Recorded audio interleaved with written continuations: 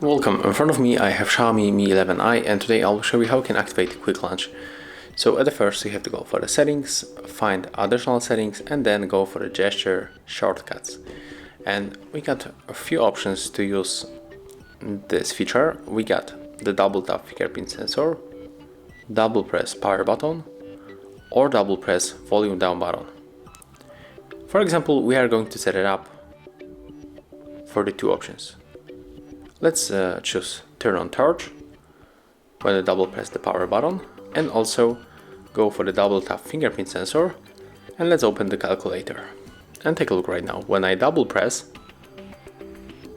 the sensor, just like that, okay, a little bit stronger, the calculator will open it, and when I double click the power button, the torch is activated. And also it's called the flashlight. If I want to turn it off, just make it the same.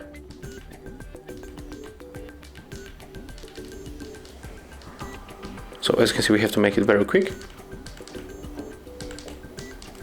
And it works. And the same with the double tap power fingerprint sensor to open the calculator.